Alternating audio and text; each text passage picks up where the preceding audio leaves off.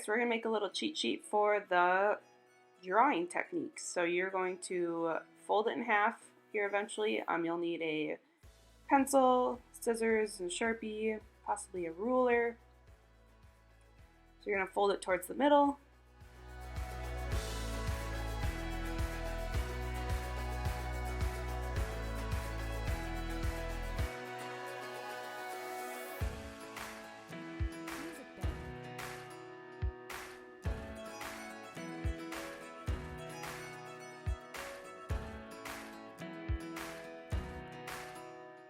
So you need to measure across to make the little sections. So I think I did, yep, a 2 inches and a fourth, so a little bit over 2 inches down. You really don't have to measure these as long as you get the right amount of sections. The only thing that bothers me is if they're all uneven, so I'm going to go across here. And if you don't have a ruler at home, you can always use the side of a book, a magazine, anything that's flat. You honestly don't need a ruler to make a straight line. So there's 5 sections here. The paper I'm using though is a 9 by 12. No, yeah, 9 by 12. So if you're using just regular 8.5 by 11 paper, your measuring might be a little bit different. So you're gonna go start at the top here and do hatching for the first technique that we're gonna learn. So that's H-A-T-C-H-I-N-G. And I know I'm drawing really light now, but I will darken it up later on. So we're going to go over it with a Sharpie later. This is just putting the words in. I'm literally just writing them. On the inside is what we're going to do the drawing techniques.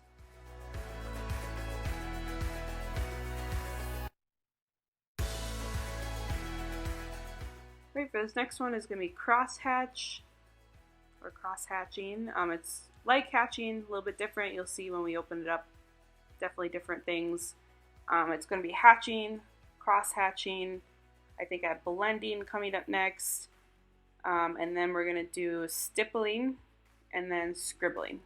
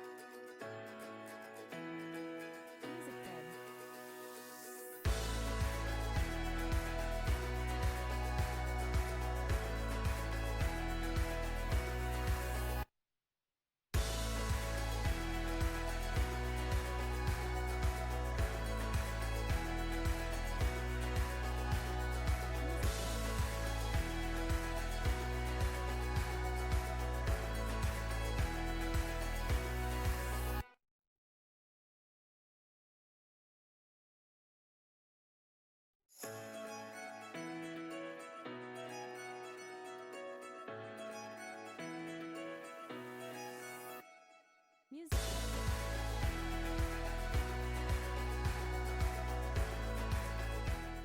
Alright, on the inside you're going to make a little tiny mark where each of your lines are, just so you know where it is when you open it.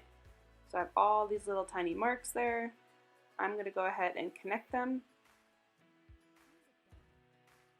I was going to go all the way side to side, but I'm just going to do right in the middle, just because when I go over it with Sharpie you'll probably see it on the sides.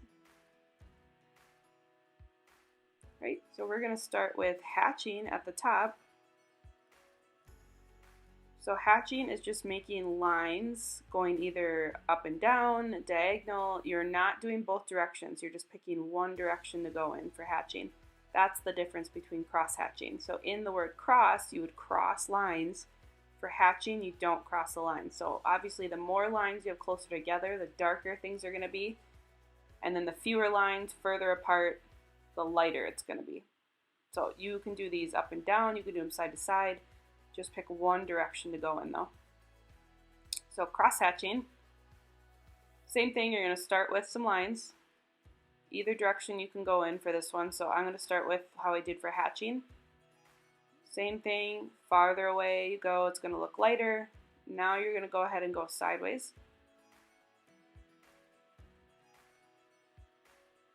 I just don't do as many for the lighter part. Then you're going to go down.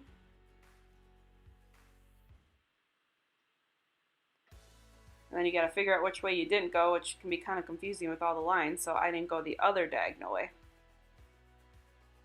So that would be cross hatching. The lines are crossing over the hatch.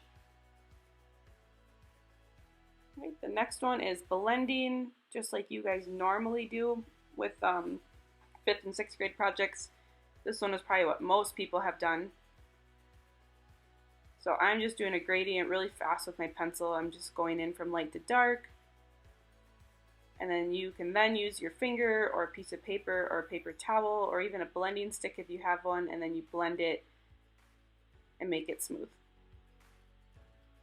That would just be plain old blending.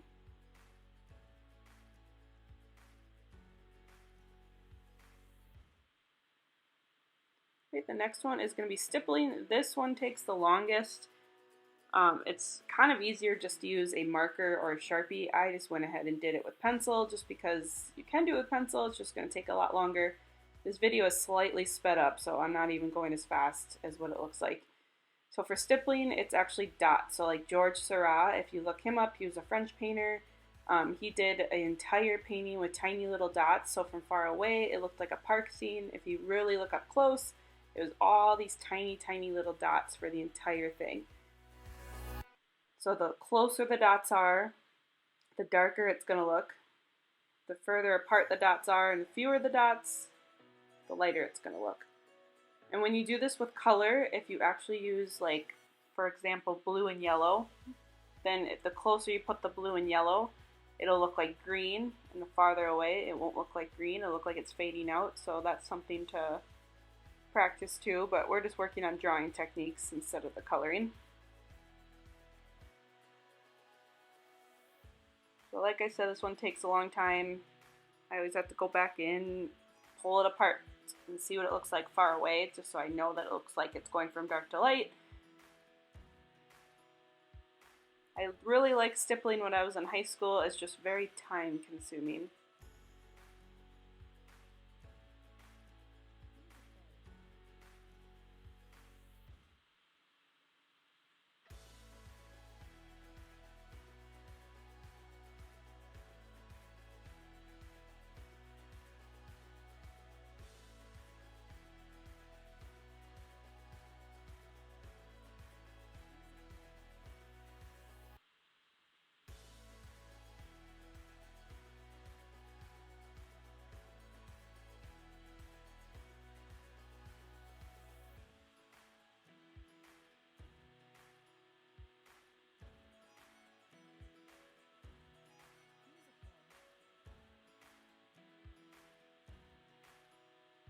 Right, the last one is going to be scribble.